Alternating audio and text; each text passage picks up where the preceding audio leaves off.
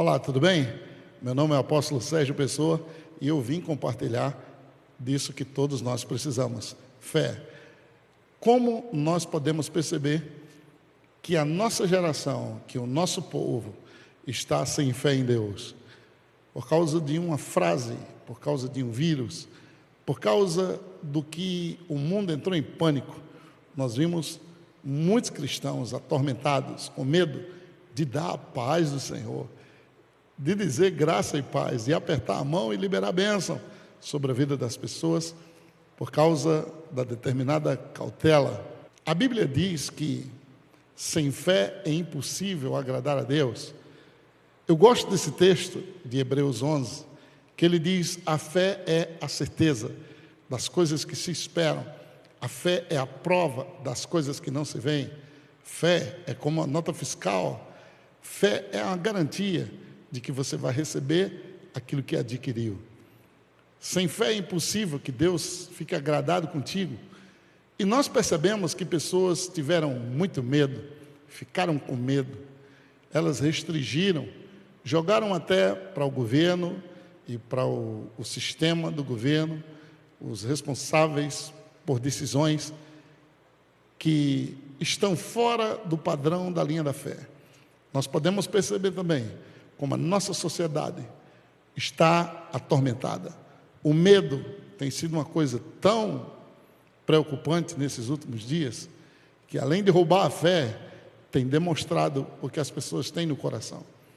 Sem fé é impossível agradar a Deus. Fé é certeza, fé é convicção.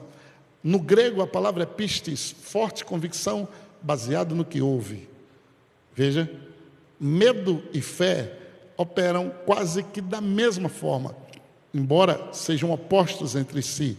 Medo é fé no diabo.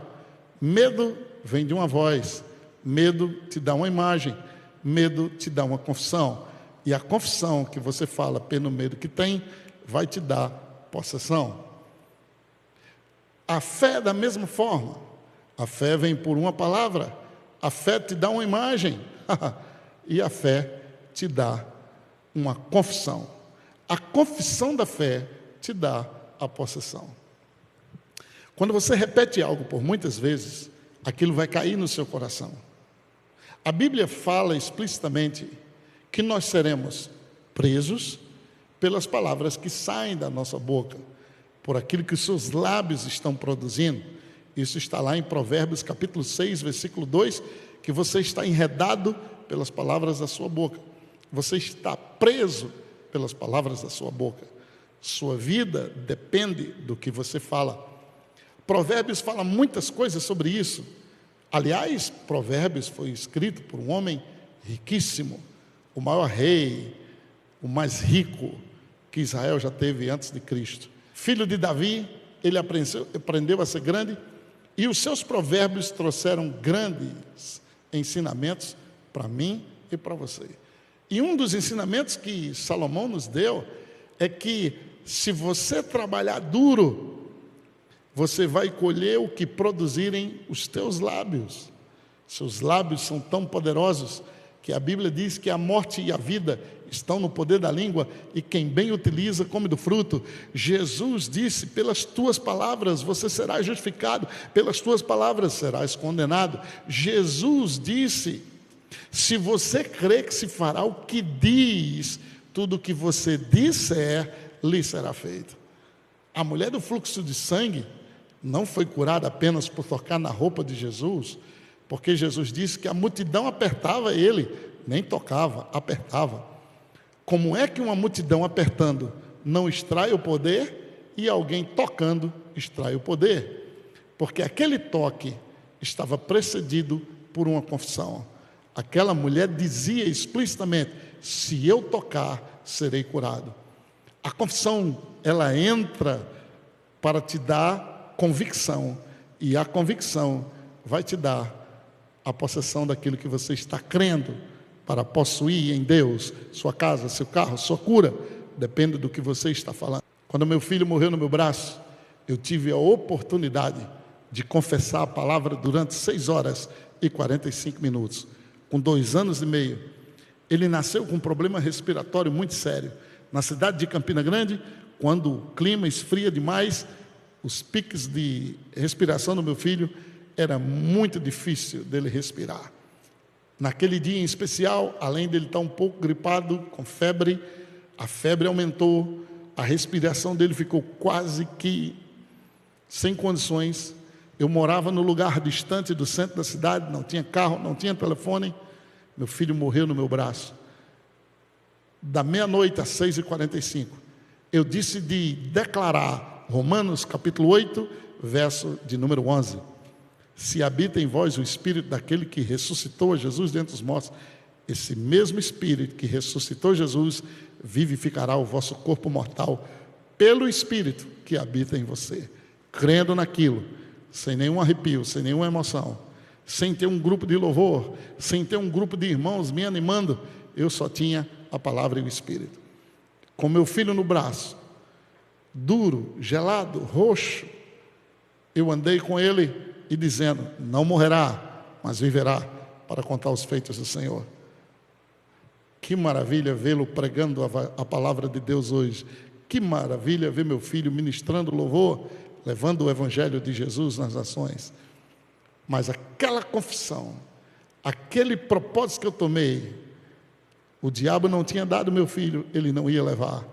Confessando a palavra, eu lembro-me até hoje quando o Espírito Santo me abriu uma tela como essa na minha frente e citou para mim Romanos 8, que eu vinha declarando a noite toda. E eu lembro quando eu peguei Mateus no braço, eu levantei Mateus e disse, Mateus, a lei do Espírito da vida, oh aleluia, que ressuscitou Jesus, vivifica você agora. E ele fez assim, ó, e abriu os olhos. Eu dei um beijo e um abraço. Ele pulou do meu braço, correu dentro do quarto. Eu, minha esposa, minha mãe, festejamos, celebramos aquele milagre. A palavra de Deus funciona. Fé ainda é para hoje. O Salmo 91 não saiu da Bíblia, o Salmo 23 não saiu da Bíblia.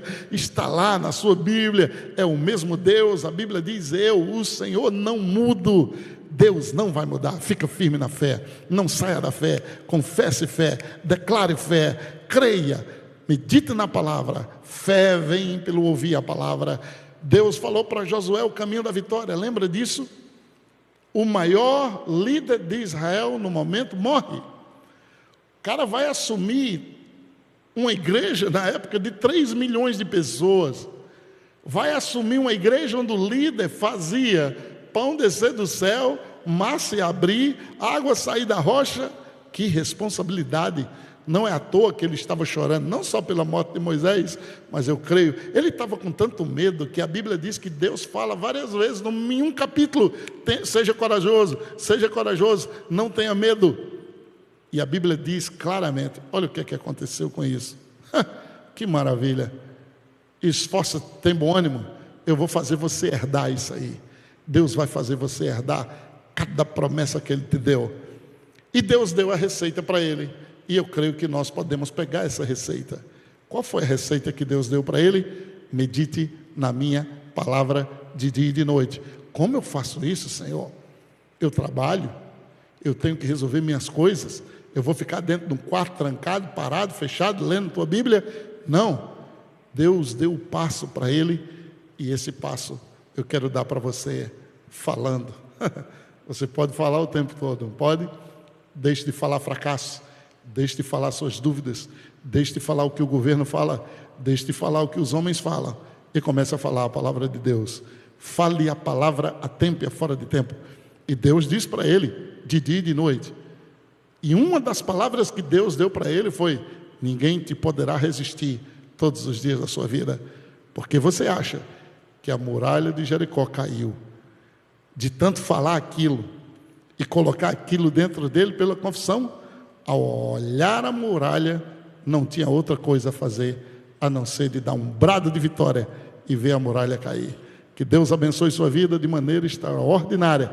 Todos nós precisamos de fé. E fé é tudo que você precisa para ver Deus fazer o impossível acontecer. Eu sou Sérgio Pessoa, seja abençoado pela prática da palavra.